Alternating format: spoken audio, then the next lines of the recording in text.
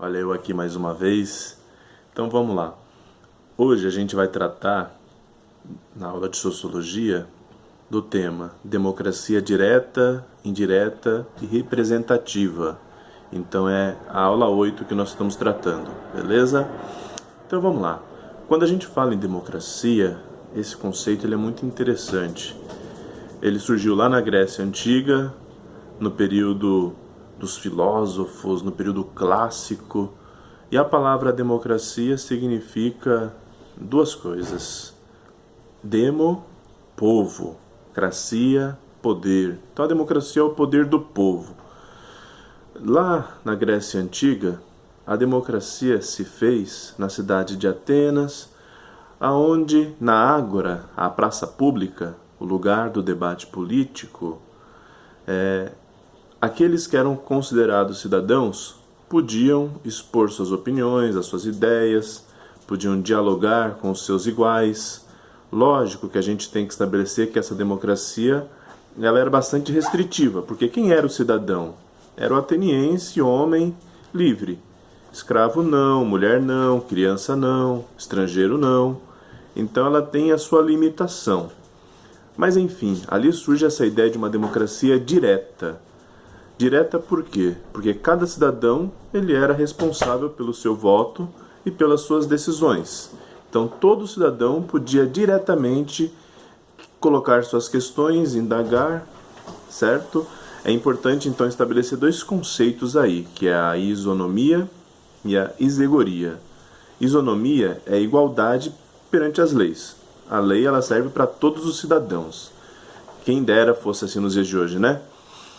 E a isegoria significa a liberdade de expressão, ou seja, todo cidadão, como eu falei, mulher não, criança não, escravo não, estrangeiro não, todo homem livre, ateniense, todo cidadão, tinha direito de expressar sua opinião como quisesse, certo? Dar as suas ideias, só não podia ficar falando mal dos outros, fazer fofoca, esse tipo de coisa, tá? Não podia fazer calúnia, enfim, mas ninguém podia impedir que ele dissesse aquilo que ele pensava. O importante nessa democracia é justamente a capacidade de diálogo, de persuasão. É só lembrar a nossa aula de filosofia dos pensadores sofistas, eles são bem dessa época, tá bom? Então vamos lá. No desenvolvimento da democracia, porque uma coisa que a democracia não é estática, ela é dinâmica, ela vai se moldando de acordo com o tempo.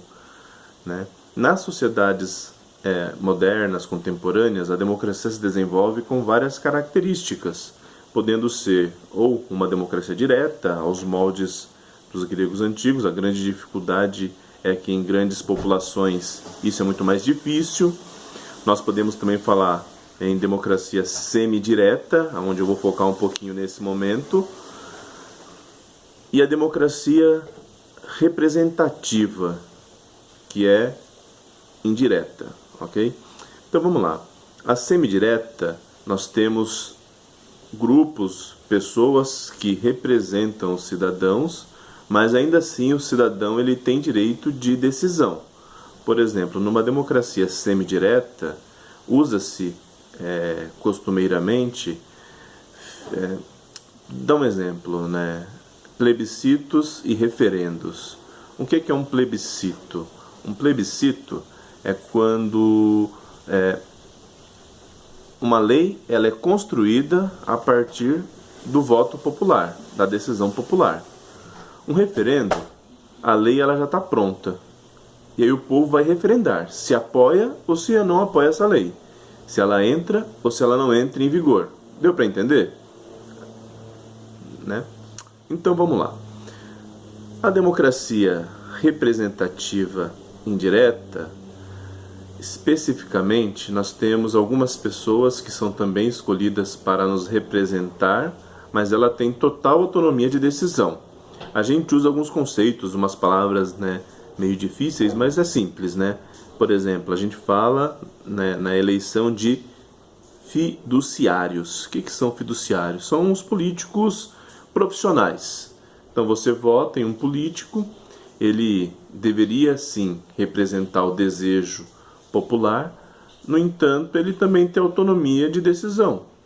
Ele pode ter sido eleito com um projeto e quando ele está lá exercendo a sua função, ele ir para um caminho totalmente diferente, porque ele tem autonomia. É um político aos moldes da atualidade, ou seja, ele tem autonomia de decisão, mesmo sendo escolhido pela população, por uma parcela da população.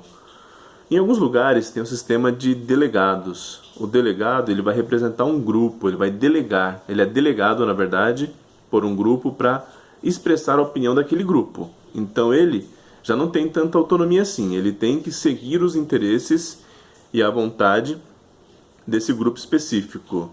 Por exemplo, no Brasil a gente não tem, no nosso sistema político profissional, um sistema de delegados, mas nós podemos falar em movimentos estudantis, no qual um aluno ele é escolhido, por um pleito, e a partir dessa decisão ele pode representar esse grupo de alunos. Seria um exemplo aí acertado. Enfim, democracia, conceito importante, como a gente pôde ver nessa aula. Ela é perfeita? Não. Muitas vezes a democracia ela fica nas mãos de uma elite social, de uma elite política. Uma democracia real seria baseado no qual a população de fato pudesse realmente ser ouvida, pudesse realmente participar. Então, quer dizer que nós temos ainda um caminho a percorrer. A nossa democracia ela pode ser muito melhor se de fato nós exigirmos que tenhamos esse direito que é garantido de participação efetiva. Enfim, muitas vezes nós temos um sistema político, mas nós não temos uma sociedade política. Exemplos são diversos, quando, por exemplo, minorias não são ouvidas, quando grupos sociais que sofrem grandes preconceitos, discriminação social, racial, entre outros, acabam não tendo a sua voz ouvida nesse contexto que é a sociedade. Enfim, então desejo aí a vocês um bom dia e que vocês lutem pela participação política de vocês e que a democracia se desenvolva ainda mais com a nossa atuação. Um grande abraço e até a próxima!